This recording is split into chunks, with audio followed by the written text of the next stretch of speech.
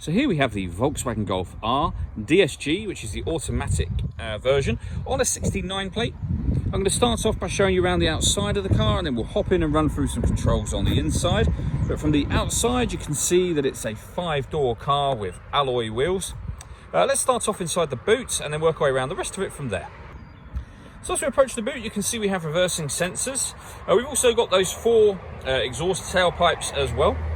Plenty of boot space, along with that 60/40 split folding rear seat. We've also got that ski hatch in the middle for straight through access. And then underneath this tray section, a space saver spare wheel. Just briefly before we climb in, I think it's well worth seeing the interior from this exterior point of view. You get the R logo embossed on the driver and passenger seat. There's plenty to run through on the dashboard, so let's hop in and we'll do that right now. Okay, now that we're inside the car, we're going to start with the dials. On the left-hand side, we have the rev counter. We also, within that, it will show what gear this car is in. So we're in P for park currently. On the right-hand side, we have the speedometer. And in the middle of that, we have a digital readout for the speedometer. That central area where it currently shows the range of fuel in the car, that information can be changed using buttons on the steering wheel. So we're on the driving data menu at the moment. For example, you can have, if you want, a digital readout for the speedometer in the center there. Amongst any of this information, and there are other menus available as well, from assist systems, navigation, audio, your phone, vehicle status, lap timer, and then back round to the beginning again.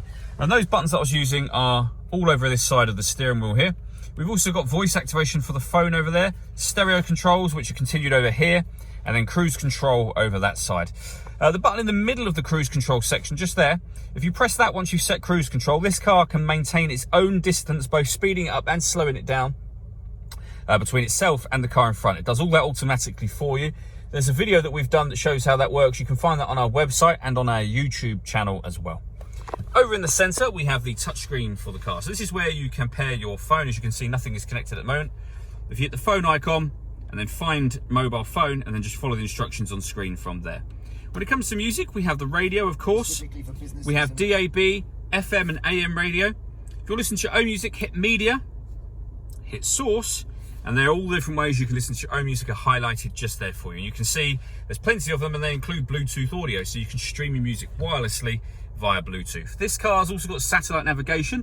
There's a full video that shows how that works, and you can find that on our website and YouTube channel as well. And if I put the car into reverse, you'll also see we have a full colour reversing camera with guidelines showing you what direction the car is headed in relation to the image that you see on the screen there. So it does make it very easy to park. Working our way down, we have dual zone climate control, so you can adjust the passenger temperature, the driver temperature, the fan speed up and down from here. You can determine where you'd like the air to be distributed. That button turns the air conditioning on, and it's on when that light shows, so off, back on again, or hit auto, and the car will now maintain these temperatures. Here we're doing that. You can maintain those temperatures by taking full control of the fan speed for you, and you can override it by doing what I just did, and that's readjusting the fans manually. This cubbyhole section opens up. We have a bit of storage in there, as well as the USB input for your music. We then have the gear lever for the DSG fully automatic gearbox. And then we have these buttons here. So firstly, this one turns on or off the parking sensors.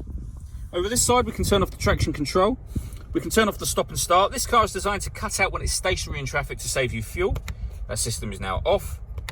And this one will change the driving setup of the car. So you can put it in eco, normal, race, or individual. And on individual, these are all of the things that you can change yourself. So you can have it on any kind of setting you want. Lastly, I just wanted to show you the sunroof. We have a blind that opens manually. And then this section of the sunroof, press a button and this whole front section will slide back to give you a proper opening sunroof. All that leaves me to say is thank you for taking the time to watch this video. If you'd like to come and see the car in person and have a test drive, please feel free to call any of our MJA sites. We'd love to hear from you soon.